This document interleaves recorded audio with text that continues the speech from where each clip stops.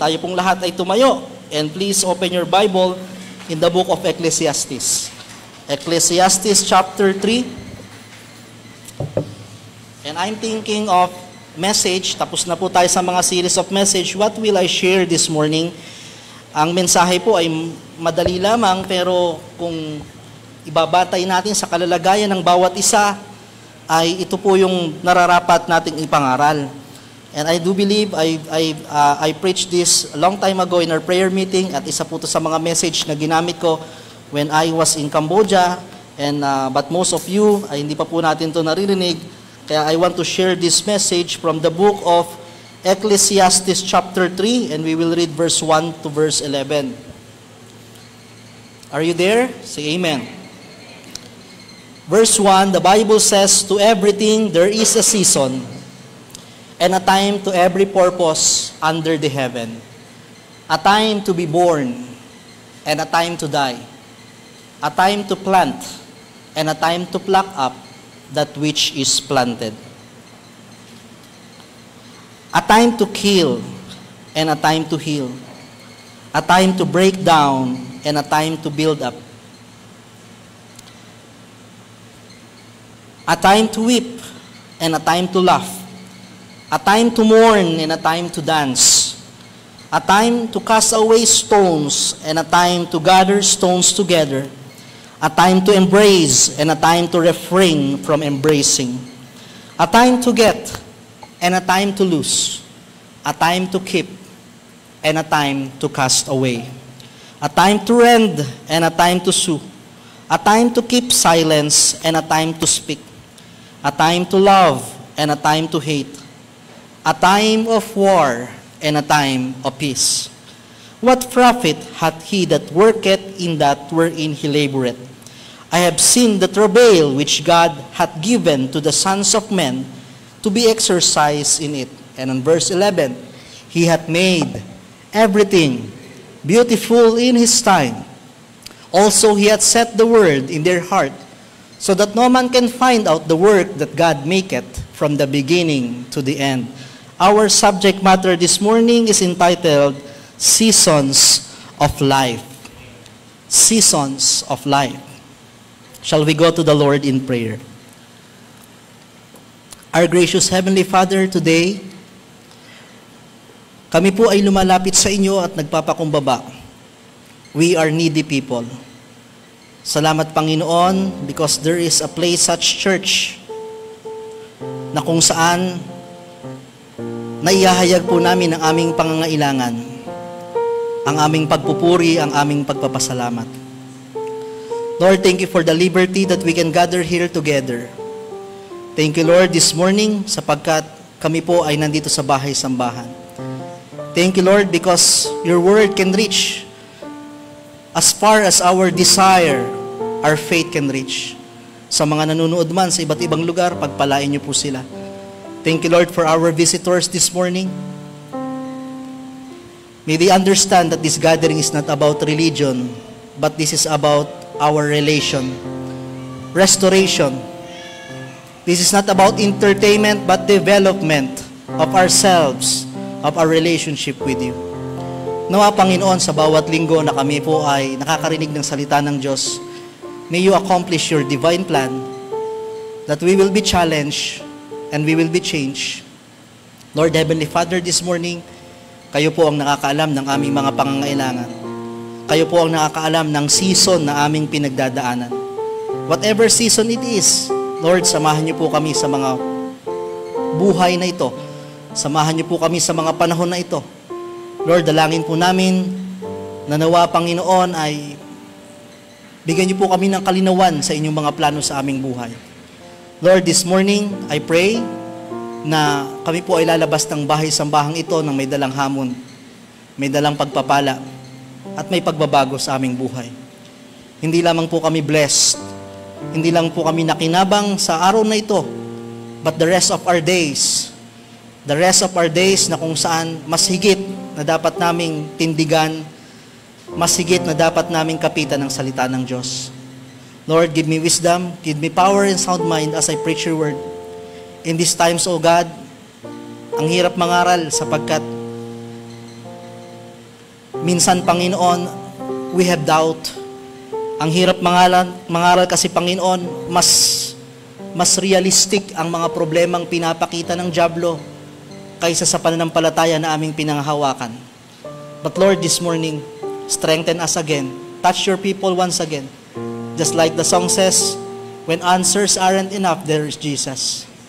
Tulungan niyo po, Panginoon, kami to surrender everything to you. Ito po kami dalangin. In Christ's name we pray. Amen and amen. Please be seated. Alright. I do believe most of students are celebrating sapagkat bukas po ay walang pasok and Tuesday.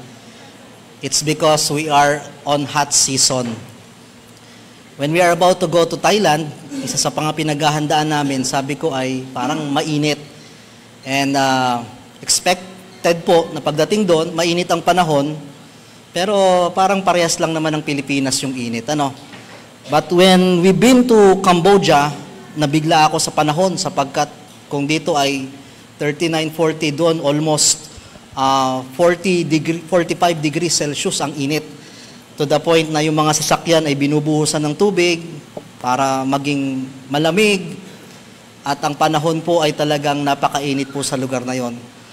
And slides. Contrary, I also witnessed kabaligtaran po ng lamig 10 years ago. We had the privilege na kami po ay makapamasyal sa lugar na kung saan ay kabaligtaran, napakalamig. We've been to China 10 years ago at doon naman po ay napakalamig po ng lugar. I do believe 5 degrees Celsius. Kung tayo nakaka-experience sa Baguio ng 20, 24, 22, it's another thing to be in winter season. Dito po ay talagang tayo po ay hindi tatagal sapagkat lalo pa paggabi, yung hipan ng hangin ay napakalamig. Ano? So kailangan natin mag-gloves, kailangan natin mag-jacket, multiple coat. At ito po yung time na in winter season, most stores are closed. Maraming mga nagsasarado sapagkat especially amusement parks sapagkat may mga snow, malamig ang panahon at sinasamantala ng iba, it's their opportunity to take vacation. They have family time. Maraming mga trabaho ang nagli-leave, maraming mga trabaho ang nagre-rest because this is the season of rest and refreshment. Usually, yung mga dahon, most of the leaves are falling at to the point na walang dahon, walang bulaklak, exempted yung mga halaman na nabubuhay sa malalamig. Makikita mo ang mga puno ay puro kahoy na lamang. Ito po yung panahon na taglagas dahil sa lamig at ang mga puno ay halos walang natitira. So this winter season is a time for them to rest. Take that opportunity sapagkat hindi makapagtrabaho. It is a season of rest and refreshment. And then, after po ng winter season, ay susunod po dyan yung tinatawag nating spring. Okay? Ito naman po yung panahon na kung saan tumutubo na yung mga dahon. Since wala sa ating winter, okay, wala ring spring. Pero nung isang araw, nagitla ako dyan sa puno sa labas, ano? Okay? Ang daming mga dahon na puti, no? Mga dahon na puti, mga bulaklak, ano? Itong spring season pong ito ay malamig din, probably 15 to 20 degrees Celsius kasi katatapos lang po ng winter season. In other countries, usually February to April at sa ibang bansa. At ito yung panahon na tumutubo na uli ang mga dahon, namumulaklak na ang mga bulaklak. Ito po yung panahon na talagang makulay. At makikita nyo yan, especially yung mga mahilig sa Korean novela, di ba? Nami Island, yan yung mga gusto-gusto nating puntahan. At makulay ang paligid. Iba-iba po ang kulay yan. Merong purple, may pink, may orange, may camel color. Depende po sa kung ano po yung puno. So, usually kilala siya sa cherry blossom because it is the cherry tree that blooms again during the spring season. So, tinatawag din siyang sakura in other countries. At kung winter season, it is a time of rest and refreshment. Pagdating po ng spring season, it is a time of recovery, restart, and revival. Dahil nagbubunga na ang puno, kailangan na uling bumalik sa normal life, kailangan na uling magtrabaho. It means to say, spring, restart, panibagong simula, revive, or restore season. Pagkatapos po ng pagbunga ng mga bulaklak, ng mga dahon, papasok na dyan yung tinatawag nating summer season. At hindi na po ito iba sa atin sapagkat sa ating tropical country, ito po ang isa sa ating nararanasan.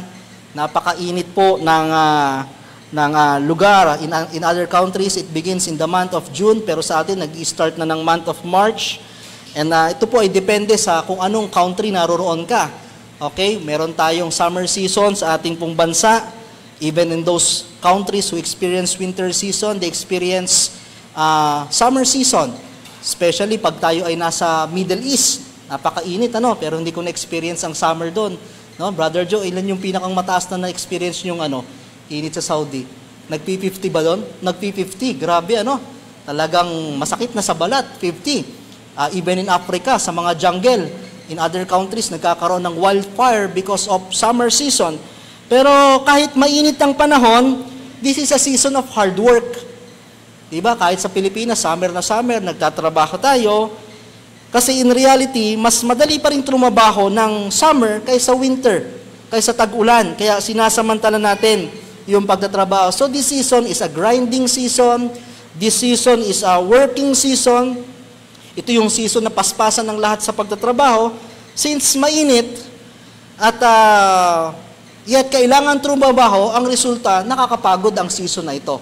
So it is a season of working, it is a season of trials, at tulad nga ng sinabi sa Bible, katulad ng mga langgam, they work in summer season in preparation for the winter or for the rainy season. Kaya kahit mainit, trabaho tayo, kayod tayo ng kayod sa buhay, kahit minsan hindi natin inaantala ang mga nangyayari. So this summer season, it speaks about working season or trial season. Because after summer season, there will be rainy season. Okay, yan, damang-dama natin. Sasala sa lamig, sala sa init. Nagko-complain tayo na sobrang init, pero pagka umulan naman, ay grabing baha ang ating nararanasan. No? After ng El Nino ang kapalit.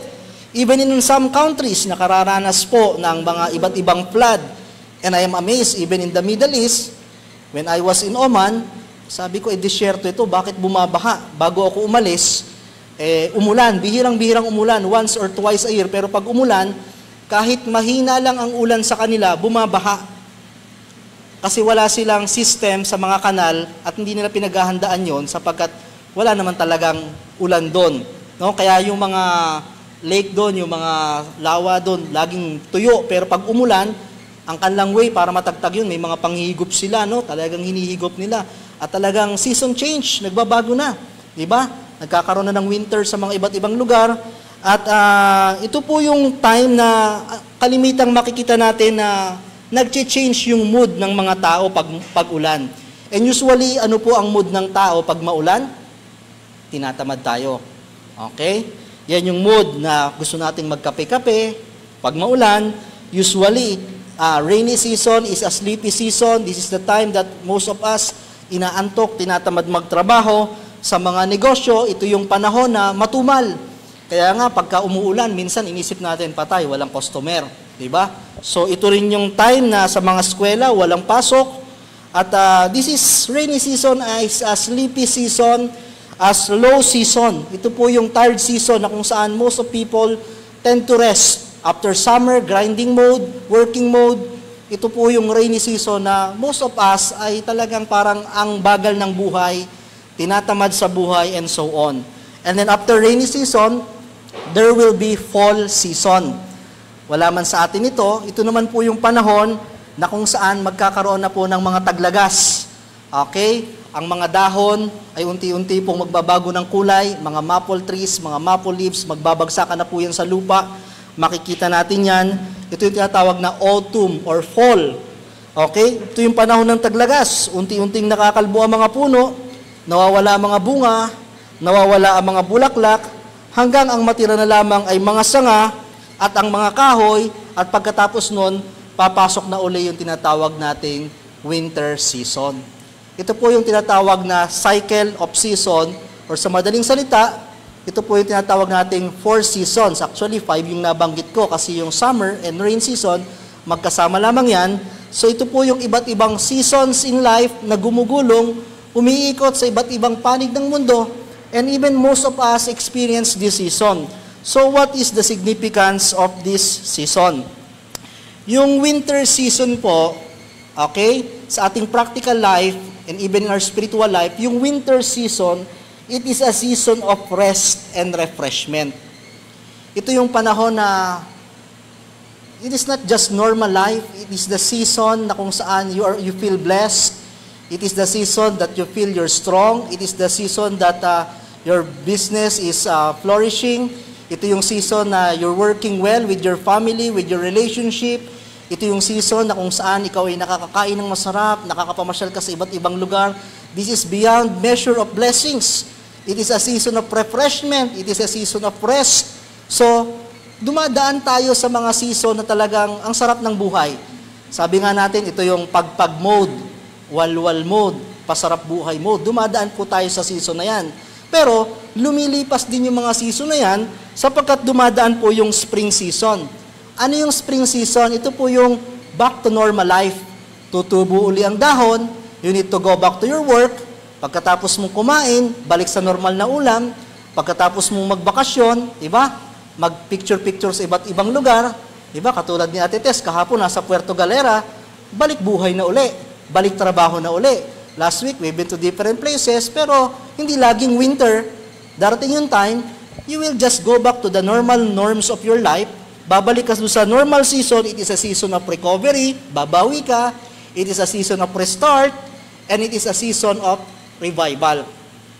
Pagkatapos po ng spring, sometimes hindi lamang normal yung buhay natin, hindi lamang tayo bumabalik tayo sa buhay na kung saan summer season. Summer season speaks about of grinding season, working hard season. Ito yung time na hindi lang basta normal ang buhay.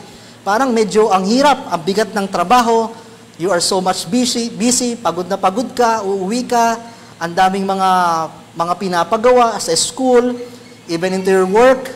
May mga panahon na normal lang yung buhay natin, may mga panahon naman na talagang hindi mo alam paano mo pagkakasya ng iyong oras at ang iyong lakas. So summer season are those times that we are in working hard. Summer season are those times that we are in trials.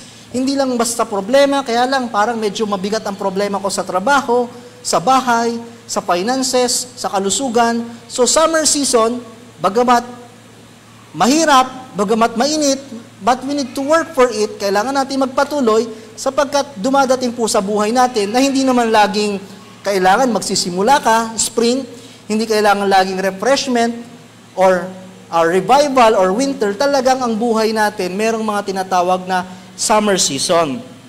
And after summer season, dumarating yung rainy season. Kanina, binalikan natin what is rainy season. It is a sleepy season. It is a slow season. It is a tired season. After working hard on those summer days, dumarating yung time na parang pagod na ako. I felt tired. I felt slow. It seems na trabaho ko ng trabaho pero parang walang nangyayari. Ang bagal ng buhay, ang bagal ng progress, parang ang bagal ng panalangin, ang bagal ng mga kasagutan sa lahat. Ito yung mga time, rainy season na we felt sad, we felt slow, we felt sleepy, nanghihina tayo spiritually, parang ulan, parang walang sigla ang ating buhay. We've been there in our rainy season. Hindi lamang tayo dumanas ng summer season, napagod na tayo, nasa rainy season, hindi lamang spring, naka-recover, naka-start, hindi lamang panahong tayo ay nagpakasaya sa buhay, winter, dumaranas tayo ng rainy season. And to the worst, after rainy season, merong tinatawag na fall season. Di ba balikan natin yung fall season kanina? It is a season na kung saan leaves are falling apart, flowers, fruits are falling apart. Sa ating pong normal na buhay, ito po'y tumutukoy sa tagpo ng iyong buhay that everything is falling apart. Ito hindi lamang to summer season na mahirap, busy, mapagod, may problema. Ito yung season na para bang ang daming nawawala. Everything is falling apart. Nawalan ako ng trabaho. I lost my health. I lost my loved ones. I lost my grades. I lost the opportunity. I lost my dreams. Fall. everything is falling apart, na para bang, Lord, parang ang daming nawawala sa akin, ang daming setback, ang daming mga tinagtag sa aking buhay. It is not just summer season, not just grinding season, it is not just trials, kundi everything is falling apart in my life. And tayo po ay nakararanas ng ganung bagay sa ating buhay, sapagkat pinapakita lang po ng Panginoon that nothing in this world is certain, and nothing in this world is permanent, sapagkat meron pong mga seasons of fall sa ating pong buhay. The Bible says, there's a season for everything. May panahon po sa lahat ng bagay. May kanya-kanya tayong takbo ng buhay. May kanya-kanya tayong Panginoon. And each season of life represents our situation. It can be summer, rainy, fall, autumn, spring. The question is, what season are you right now? What season are you right now? Maaring ang season po natin ay nakabase sa kung nasaan tayong country, but in practical life, kahit nasa iisa tayong lugar, maaring iba-iba po tayong season na pinagdadaanan. Who among you are in winter season? Nasa panahon na everything is blessed, physically, financially, family, socially. Parang, Lord, this is more than beyond what I'm expecting. Lahat tayo dumaranas ng ganyan, lahat tayo dumanas ng ganyan. It just happened na hindi rin po minsan ganun katagal yung season na yon, lumilipas po yung season na yun. But one thing is for sure, nakaranas po tayo, minsan pa sa ating buhay, na tayo po ay nakalasap ng we are in the pinnacle of our life, na para bang, Lord, ang sarap ng aming kinakain, Lord, nandito ako sa magandang lugar, Lord, hindi ko deserve ang ganitong trabaho, winter season. And probably, you are there right now. At kung tayo man po ay nasa lugar ng yon, ipagpasalamat natin sa Panginoon, you live with it, samantalahin natin ang pagkakataong yon because season change. Season change. At mabilis lang po itong mga tagpong ito. What I realize in life, umiikot ang season. Kasi yan po ang design ng Panginoon na sa ating pong mundong ito, there must be season change. Because if there will be no season change, there will be no life. Sa lugar po ng ating mundo, tingnan nyo yung bansa na kung saan hindi po nagpapalit ng season, like Antarctica, walang nabubuhay. Kaya sinadya ng Diyos na hindi pwedeng lagi kang nasa winter, dadaan ka sa iba't ibang season in order for you to live, in order for you to appreciate this life. So, winter season, let's get back to that season, or probably you are there in that season of refreshment, seasons of blessings. So, be thankful to God and always remember that season. Diba? Kaya nga sabi ko, nung Friday yung testimony namin, nung kami ni Brother Rydel ay nandun sa lugar ng Thailand, no? Meron dong elepante na sasakyan mo, mamamasyal, pupunta sa mga river. Sabi ko, ikaw na lang bro, pagod na ako. Okay, parang nasa ano na ako, nasa rainy season na eh. Okay, so sumakay siya ng elepante at pinicturan siya doon, nakasakay sa elepante, nakangiti, tuwan-tuwa. At hindi niya alam na meron siyang picture, kinuha ko yung picture, paglabas niya doon sa elepante, binigay ko, bro, ito yung picture mo, tingnan mo ang sarili mo, nakangiti ka pa dyan. Kumakaway-kaway ka pa. Diba? Balikan mo yan sa mga panahong pagod ka, balikan mo yan sa mga panahong malungkot ka, balikan mo yung pagkakataon na binigyan ka ng Panginoon ng ganitong pagpapala. Kaya sa ating buhay, dapat marunong kang magbalik tanaw on those winter season. No? Because probably we are not in winter season. How many of you here nakaka-experience ng spring season? Okay? Tapos na ang wagwagan, tapos na ang pagpagan, tapos na ang mga pagpapala. Pero kailangan ko uling mag-start. I need to start again. New work, new school, okay? New relationship, new job. I need to start again. Hindi pwedeng lagi kang nandoon. Sapagkat may hangganan ang mga pagpapala, may hangganan ang ating mga magagandang sitwasyon. You need to start again. You need to recover what you've lost. You need to restart, you need revival in your life. Nag-uumpisa pa lang. Bago pa lang pong nag-uumpisa. Probably you are there.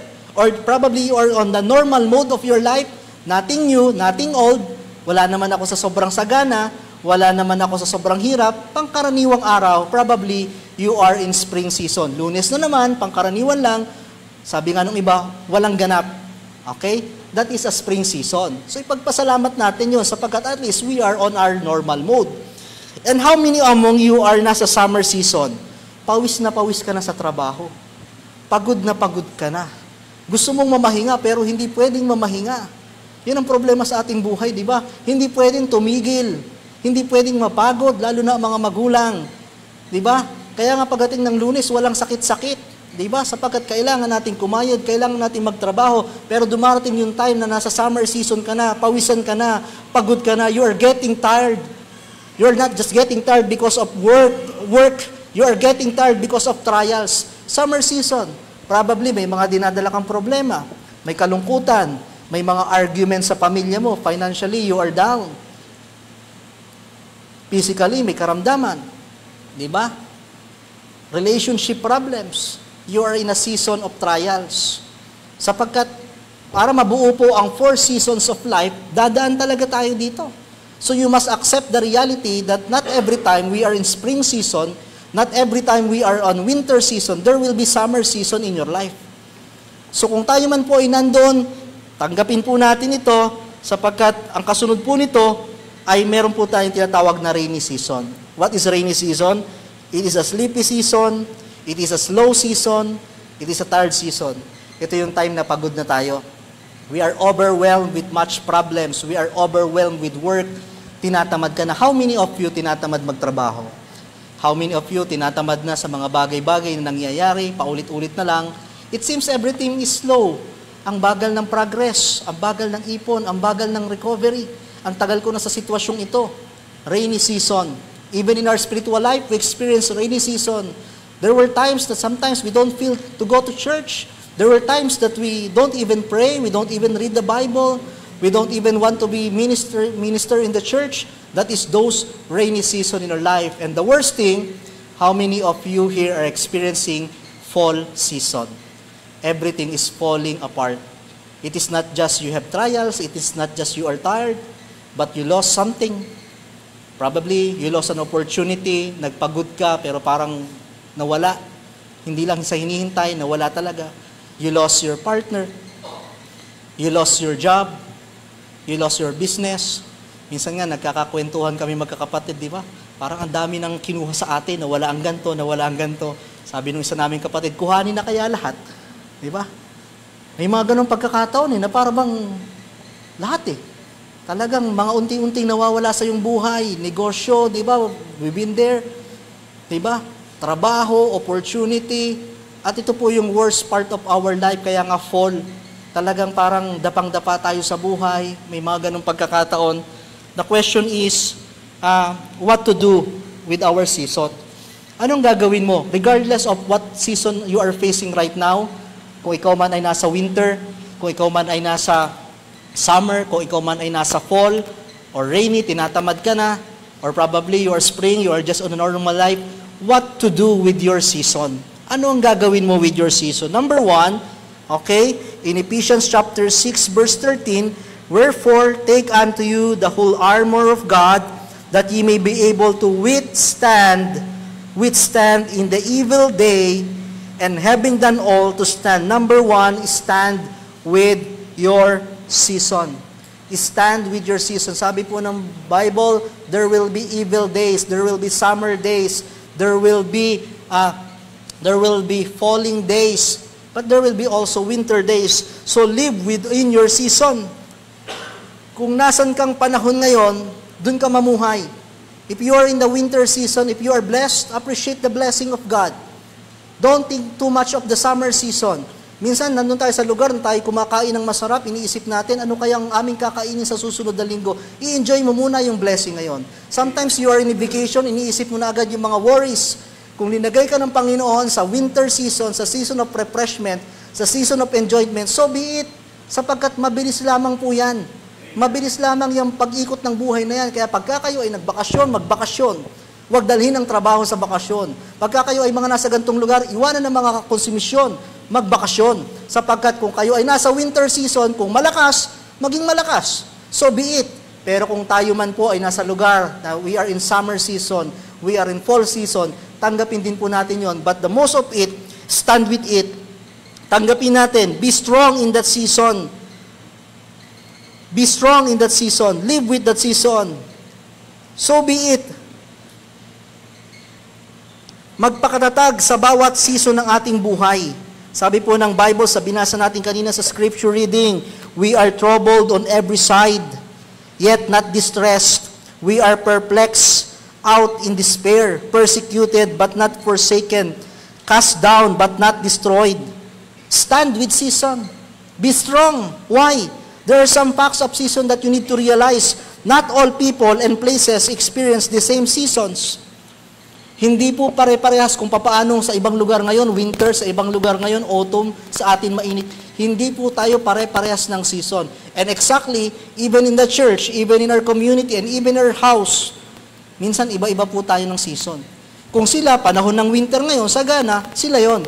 Kung tayo ngayon, nasa panahon ng summer, nagtatrabaho, fall, tanggapin natin, ito yung season natin, sapagkat hindi rin naman po laging nasa gantong pagkakataon. Pero kung anuman ang iyong season, stand with that season. Ang mahalaga, matindigan mo yan, mapanindigan natin, at huwag tayong bibitaw sa mga season nating buhay. Not all people and places experience the same seasons. Diba? And of course, tandaan natin that season change. Yan po ang pinakamaganda, season change. Kahit naman po nung unang pag-ulan sa mundo in times of Noah for 40 days, hindi naman po ginawang eternal rain. Tumitigil din yung ulan. Yung init, lalamig din. Pag December, nagrereklamo tayo, ang lamig. Diba? Pag summer, mainit. Nagbabago po ang klima, nagbabago ang takbo ng buhay. So kung nagbabago ang takbo ng buhay, kung hindi man magandang iyong kalalagayan, tumindig ka, magpakatatag ka, kasi magbabago din yan. Season change. Diba? Kung tayo man ay nasa panahon ng sagana, tanggapin mo, huwag kang magpakakampante, huwag kang ubos biyaya, huwag tayong panatag sapagkat nagbabago ito, pinaghahandaan mo din yung panahon na pwedeng magbago ang lahat, magbago ang iyong kalusugan, your health can change, your wealth can change, pinaghahandaan natin yan, mga OFWs, mga may pamilya, pinaghahandaan natin yan. Pero kung tayo man ay nasa panahon, that summer, grinding mode, trial mode, or falling apart, kapit lang, help is on the way. Lilipat ang panahon, muling sisikat ang araw, muling lalabas ang bahaghari na magpapakita ng ating pag-asa. According to history in science, meron pong tinatawag na extinction.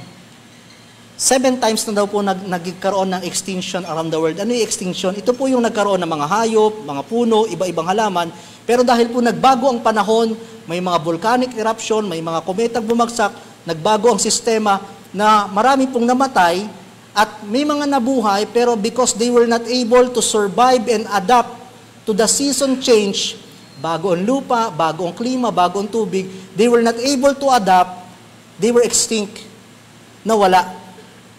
And those who only survive are those who are able to stand strong and adapt to the seasons of life.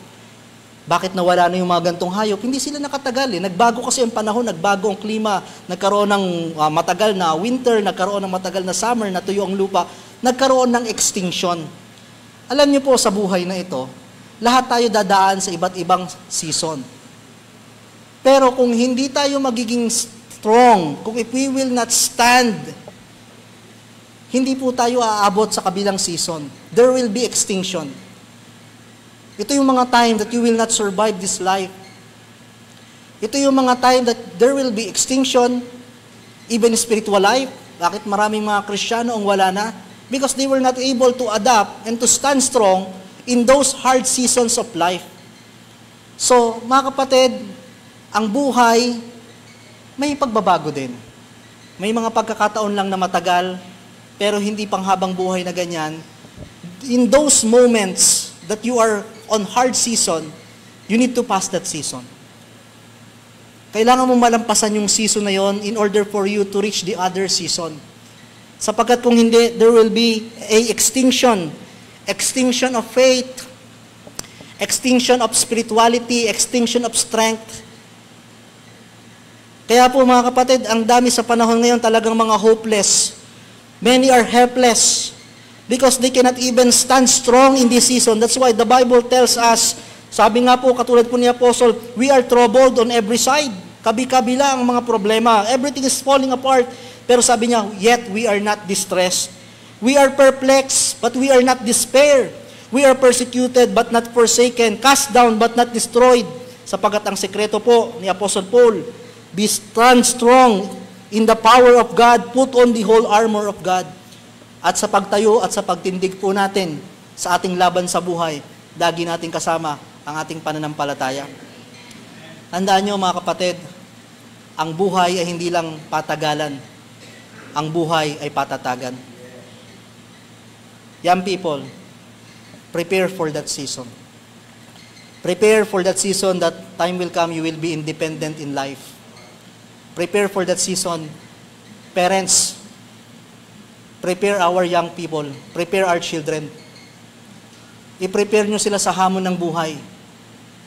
I-prepare nyo sila sa buhay na hindi laging nasa refreshment, hindi laging nasa recovery, hindi laging nasa revival. Because most of them dadaan sa season. And it is not our desire for them to be extinct. Help them to be strong. Train them. Show them the reality of life. That there is the summer and fall season. So what to do in our season? Number 1 is stand with that season. Linagay ka ng Diyos sa panahong yan. May mga question tayo, Lord, bakit po ganitong nangyayari? Lord, bakit po ako nandito? Pero nung tayo naman nasa season na tayo pinagpapala, sa season na tayo malakas, sa season na tayo blessed, we don't even ask God, Lord, bakit kami? Bakit kami? Kaya kung nagtiwala tayo sa Diyos nung panahong tayo pinagpala, magtiwala rin tayo sa panahon na kung saan ang dilim, ang init, ang pagod. Because lilipas din ang season na yan. Stand with your season. Number 2, surrender your season. 1 Peter chapter 5 verse 7, casting all your cares upon Him for He careth for you. Surrender to God. Sabi nga po ng awitin kanina, when answers aren't enough, there is Jesus. What to do when you don't know what to do? Just look on Jesus. All the sufferings that we have, being man, nagpakatao siya para masabi natin na hindi lang tayo, naranasan niya rin ang pwede nating ranasin. Dumaan siya sa mga summer season, sa falling season, mga panahon na kung siya'y nasaktan, mga panahon na kung saan maraming nawala sa kanyang buhay. But look at Jesus, where is He now? He is in the throne. There will be a season of glory. There will be a season of hope. At sa ating pong buhay, kung hindi man natin maunawa ng lahat, let's all surrender to Jesus. Lord, hindi ko na alam. I don't know how, I don't know when, I don't know why, but I surrender to you, O God. I surrender to you my plans. Maaring pinapakita mo sa akin that I cannot trust my work, I cannot trust myself, I cannot trust my fund. Those things, those foundations are shakeable. But if I can trust on you, who are more knowledgeable than me, who knows everything, I can have peace. I can have joy in spite of that season. Surrender your season to God. May mga ganong pagkakataon, mga kapatid, na talagang hindi naman tayo masamang nagtatanong sa Diyos sapagkat, especially if you are faithful to God, Lord, bakit nangyayari po ang mga bagay nito? Sapagkat merong rainy season, we are tired, we are slow, everything is falling apart. Pero Lord, mga kapatid, pag hindi natin alam ang gagawin natin, just surrender everything to God. Surrender to Him. At while you surrender to God, stand strong. Huwag kang bibitaw sa mga bagay na yon. Sabi ng Bible in Jeremiah chapter 29 verse 11, for I know the thoughts that I think toward you. Alam ko ang nangyayari. Nandito ka lang sa lupa. What you can see is just a few meters away, but what I can see is a years away. Kita ko ang mga nangyayari. I know the thoughts that I think toward you, saith the Lord. It is a thought of peace, not evil, to give you an expected end. I know your end. There may be suffering, there may be sorrow in this world, but I know your end. We may end up having suffering of sickness, we may end up having sorrow with our relationship, but that's not the end. There is a glory place, there is a glorious place, an eternal life waiting for us. Alam niyo sa buhay nito, bakit hindi minabuti ng Diyos na ang buhay natin ay umiikot lagi sa pagpapala, sa kalakasan, sapagkat kung lahat ng buhay natin dito ay pagpapala, kalakasan, mabuti, we will not longing for heaven. Lagi ko nga sinasabi, dalawang tao, pag tinanong mo kung gusto nyo na bang bumalik ang Diyos, yung taong sagana, yung taong malakas, yung taong in love, ayaw pang bumalik ang Diyos. Kasi bakit mo pa kakailanganin Diyos ang saya-saya mo na dito? That's why sometimes, most of the times, God allowed us to experience suffering so that you will be excited in heaven. Pag may sakit ka na, pag baon ka sa utang, pag everything is falling apart, pag iniwan ka na niya, Lord, balik na po kayo. Right? Kaya ang hirap sa meron, ang hirap sa sagana, ang hirap sa sikat na makilala ang Diyos. Pero sa isang mananampalataya, there is an expected end. The devil may defeat us in this world, but this world is not our home. Maaring dito, matalo tayo ng dyablo, pero hindi ito ang katapusan ng lahat. There is this blessed hope of heaven. Just surrender everything to God. What to do with your season? Not just stand, not just surrender, but submit in your season. When we say submit, in 1 James chapter 4, verse 70, submit yourselves therefore to God. It's another thing that you surrender to God. Lord, kayo na po ang bahala. But when we submit, you still trust God. You still obey God. Ibang bagay yung pinagkatiwala mo na sa Diyos. Ibang bagay yung naniniwala ka pa rin sa Diyos. Folks, this is the ingredients for every seasons of life. Hindi lang dapat lumalaban ka kasamang Diyos. Hindi lang sinusurrender mo, you submit to God. Sa Bible po, merong tinatawag na there is season for everything, pabago-bago. Pero maraming binanggit ang Bible na ito, walang season. In every season, hindi to dapat mawala sa'yo. Unang-una, preaching, 2 Timothy chapter 4, verse 1 and 2. Preach the word of God in season and out of season. Ang pangangaral ng salita ng Diyos, ang pakikinig mo sa salita ng Diyos, anumang season ng buhay ang meron ka, winter man, sagana ka, summer man, naghihirap ka, fall man, maraming nawawala sa iyong buhay. Dapat sa lahat ng season ng buhay mo, hindi mawawala ang salita ng Diyos. Stand firm with the word of God. May mga times na nandyan ka, may tampo ka sa Panginoon, nagdududa ka, but just be there. Just sit there. Until the Lord touch your heart again, until the Lord flourish your faith again. Because sabi ng Panginoon, preach the word of God in season and out of season. Kung sa buhay natin papalit-palit ng season, pagdating sa pakikinig at pangangaral ng Diyos, walang pinipiling season, you should always be there listening to the word of God. In those seasons of our life, during pandemic, kung babalikan natin 4 years ago, isa sa mga bagay na nagpatatag sa atin, isa sa mga ayuda na hindi napansin ng tao, ay ang ayuda ng salita ng Diyos. Ang ayuda na kung saan tayo ay challenge na magpatuloy sa buhay. Ang season na yun ay madilim. But sabi ng Bible, stand firm, surrender and submit to God. Kaya mga kapatid, ang pangangaral ng salita ng Diyos, even ang pastors, dumadaan din kami sa mga summer season, many times in fall season. But we must continue preaching the word of God sapagkat sa Diyos at sa Diyos pa rin tayo kukuha ng lakas ng loob. Maaaring sa mga panahon na tayo nagdududa, sa mga panahon na nawawala ating tiwala, but time will come, the Holy Spirit will flourish again in your life. Pero kung wala ka sa church, pero kung hindi ka na nakikinig ng salita ng Diyos, what will you expect? You cannot have revival outside from the word of God. You cannot stand alone.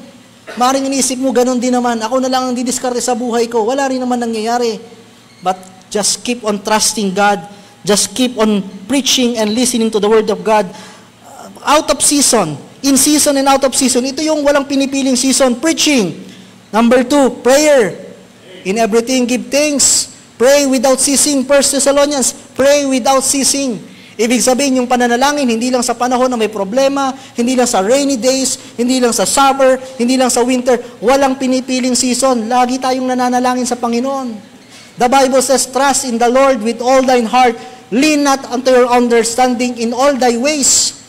In all thy season, acknowledge Him, and He will direct thy paths. Mga kapatid, anumang season ang meron ka, huwag mong kakalimutan na lumapit sa Panginoon. Huwag mong kakalimutan na manalangin sa Panginoon. Even though the devil keep whispering to your heart, to your mind, walang nagbabago, walang nangyayari. But just like I told you, sometimes God is not just looking on the magnitude of your problem. Alam ng Diyos ang pinagdadaanan mo. He is an omniscient God. Alam ng Diyos ang sakit mo. Alam ng Diyos ang utang mo. Alam ng Diyos ang problema mo sa pamilya. Pero hindi ang Diyos naaantig sa bigat ng problema mo. God is not moved on the magnitude of your problem. He is looking on the magnitude of your faith. Ang tinitingnan ng Diyos, nagtitiwala ka pa ba? Kahit minsan may delay, kahit minsan may denial, kahit minsan may death, may distraction, nagtitiwala ka pa ba? At mamumove lang ang Diyos, ang kamay ng Diyos, ang bibig ng Diyos sa buhay mo pag nakita ng Diyos na meron kang pananampalataya. Pray to God. Minsan ang hirap manalangin. Pero sikapin mo na ibalik ang iyong buhay panalangin sapagkat in order for you to stand up again, in order for you to stay strong again, you need to keep listening to the preaching and you need to keep praying. So, this is in season and out of season. Submit means submit in preaching, submit in prayer. And 1 Ephesians chapter 5 verse 20, in everything give thanks, submit in praises. Ito walang pinipiling panahon. Sa panahon man ng sagana, sa panahon ng taghirap, magpasalamat tayo sa Panginoon.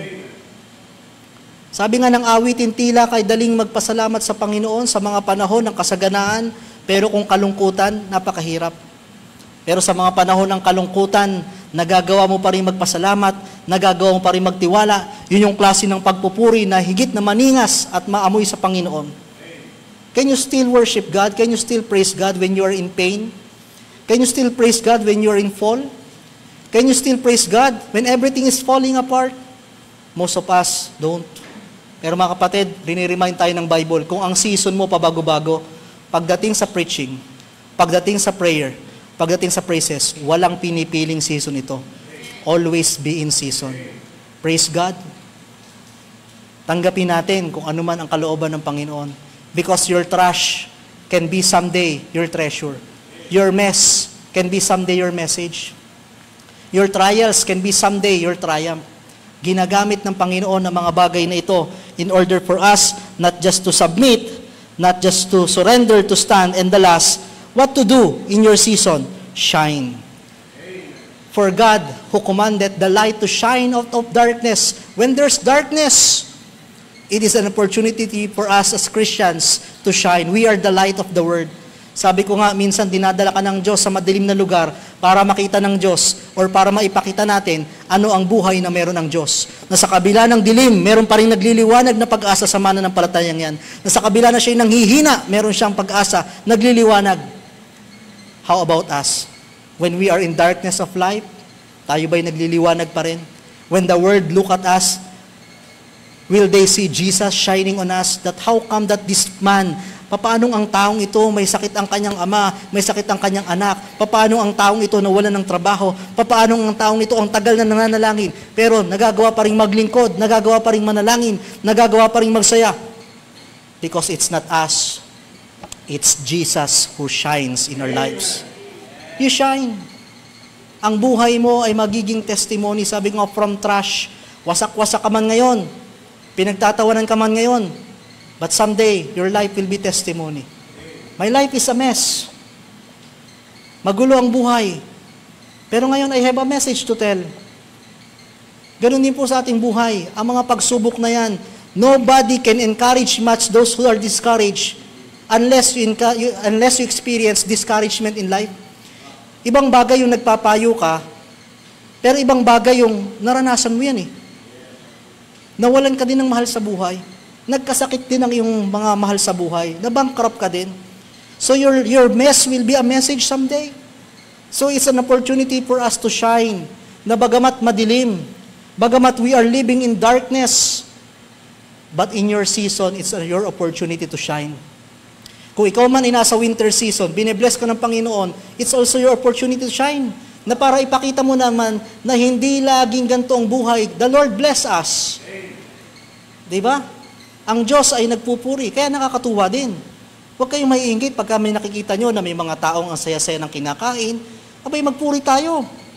Nag-glorify ang Panginoon, hindi naman pala sila laging tuyo. Kumakain din naman pala ng masarap.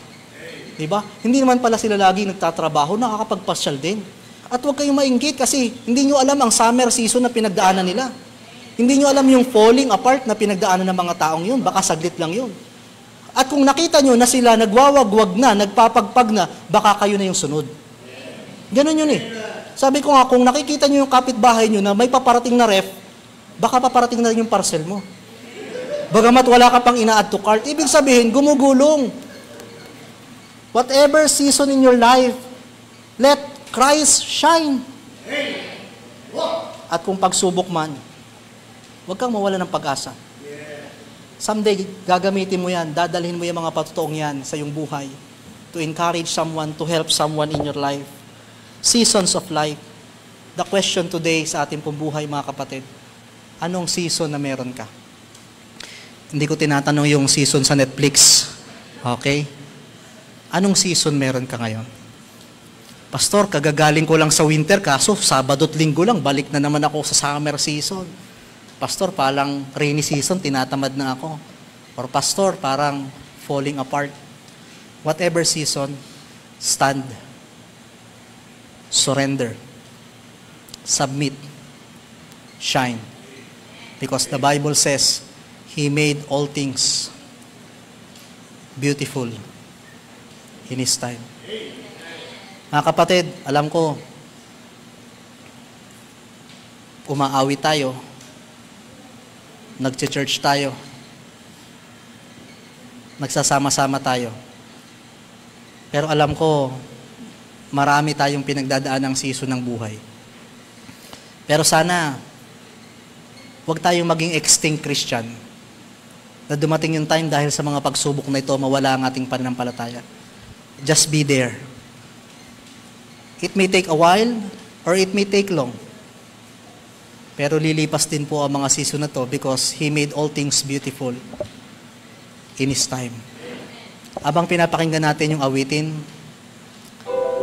let's go to the Lord in prayer.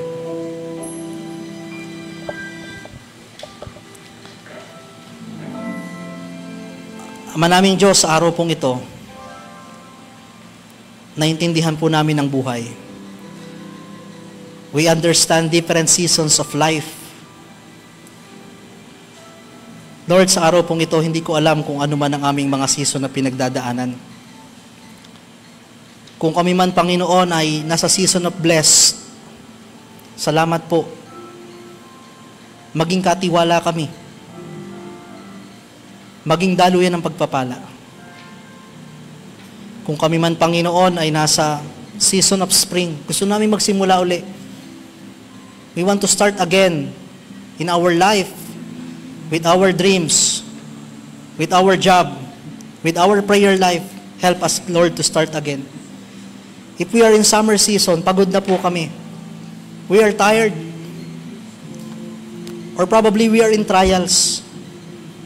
We may be in rainy season. Or everything is falling apart. Lord, we surrender to you everything. Lord, this morning, sa umaga pong ito, kayo po ang nakakaalam ng lahat. That's why this morning, why don't we bring back?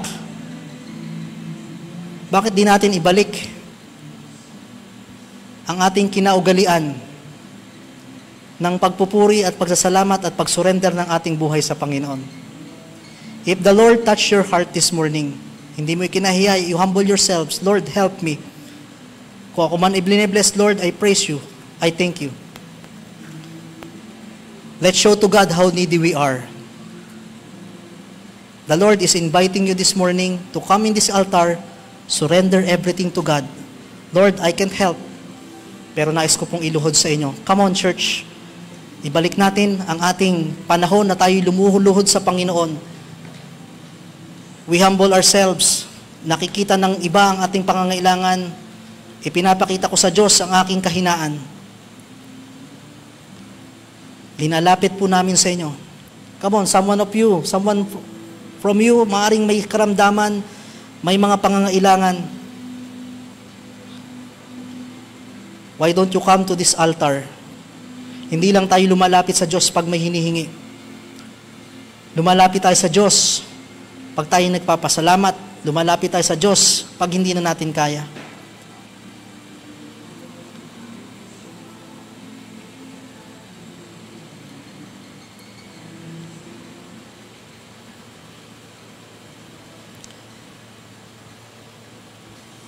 Tayo po ay lumapit sa Panginoon sa araw na ito. Ano man ang iyong panalangin, ikaw at Diyos ang nakakaalam niyan. Idulog mo sa Panginoon. Ikaw ba isang extinct na Christian? You're losing your faith. Ikaw ba isang rainy season Christian? Tinatamad ka na. Pagod ka na. Or isa ka bang winter Christian? You are blessed. Pero pinagkakatiwalaan ka ba talaga ng Panginoon? Nagiging katiwala ka ba talaga? Nagpapasalamat ka ba talaga? Whatever season, let us surrender to God. Let us pray.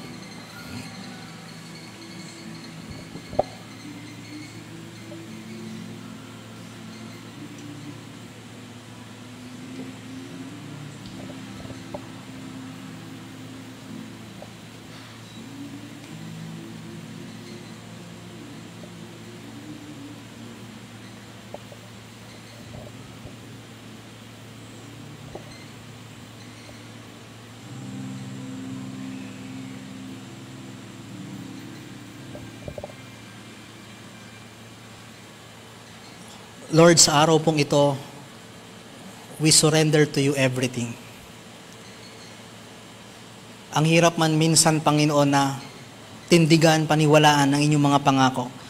Because in reality, mas visible ang mga problema na pinapakita ng dyablo. Mas visible ang kahirapan, ang karamdaman, ang pagsubok. But we live by faith, and it is impossible to please you without our faith. Kaya Lord, sa umagang ito, kung contaminated na ng dyablo ang aming isipan, ang aming puso, we cannot control what comes in our mind. But we can choose what will stay in our mind. This morning, help us to choose your word. Help us to choose your promises. Lord, restore unto us that joy of salvation, that joy of any relationship. Lord, nakakalungkot isipin na minsan we felt we are defeated. We are serving, we are praying, we kneeling. But sometimes, we are walking in the silence of God na para bang tahimik kayo sa aming buhay. Pero Lord, tulad po ng Jeremiah chapter 29, you know the thoughts toward us. It's not evil, it's peace. Kaya Lord, sa umaga pong ito, help us to submit even in out of season. Mga panahong ayaw na namin, mga panahong wala kaming gana. Help us, Lord, to submit to the preaching through prayer and through praises. Lord, humihingi po ako ng favor. Alam niyo ang kapasidad ng bawat isa. Alam niyo ang aming hangganan. Alam niyo ang end of our rope. Lord, kung papaanong in the Old Testament, napakasimple lang ng paglilingkod sa Diyos. Lubayan mo ang Diyos at sumpa ang kapalit, lumapit ka sa Kanya at pagpapala. But it seems in our days, may mga pagkakataon na hindi po namin maintindihan ang inyong kalooban. After our faithfulness. Pero Lord, yung mga time na yun yung mga time na we are already distorted by the devil. Help us, Lord, to stand again, to be firm again, to submit, to surrender everything, and to shine. Ang isang pinakang malaking lesson ng buhay na hindi namin matututunan sa paaralan ay ang lesson ng karanasan ng buhay. Gamitin niyo po ang mga bagay nito sapagkat minsan kung nakararanas man kami ng mga gantong buhay, kami ay mas nagiging mapangunawa sa iba. Mas naiintindihan namin ang mga sitwasyon at pinagdadaanan ng bawat isa. Lord, I pray whatever season, kung kami man ay nasa spring season, normal ng buhay, magpasalamat na rin kami sapagkat normal. Kung kami man, Panginoon, ay napapagod na, palitan niyo po, Panginoon, kami ng kagalakan. Tulad po ng Apostle Pablo, there is pressure, but still they have pleasure. I pray for every members, attenders, listeners, and even for every pastors who are preaching in this pulpit. Hindi po madali ang mag-encourage pag ikaw ay discouraged. But where could I go? Saan kami pupunta? Saan pa kami hingi ng kalakasan? Darating ang pagkakataon, hinihintay namin ang pagpapalit ng season ng buhay. Maaring mahaba, katulad ng wilderness, tulad ng mga Israelites. Probably there are some things that you need for us to change. Maaring hindi nyo binabago ang sitwasyon kasi merong mga dapat baguhin muna sa aming buhay. Ang aming pagtitiwala, ang aming ugali, mga lessons na dapat naming matutunan, mga bagay na dapat iwasan. Kaya Lord, salamat po sa mga bagay na ito, anuman ang pinagdadaan nyo sa amin. And I pray, O God, for those who are weak, for those who are lonely, for those who are fragile, Lord, inuunawa po namin sila. Samahan niyo po sila, Panginoon. Huwag niyo mahayaan na tuluyang mawala sa kanila ang pananampalataya, ang salita ng Diyos, ang panalangin at pagpupuri. Unti-unti niyong ibalik ang lahat hanggang sa dumating yung time, Panginoon, masabi nila, season change. Umiikot ang gulong ng buhay. You made all things beautiful in your time. Salamat sa araw na ito. Muli kaming babalik sa aming summer season. Magtatrabaho sa araw ng bukas. Pero salamat, may panibagong kalakasan. Salamat po, Panginoon, sa inyo. Binabalik namin ang lahat ng kapurihan sa matamis na pangalan ni Jesus. Amen and amen.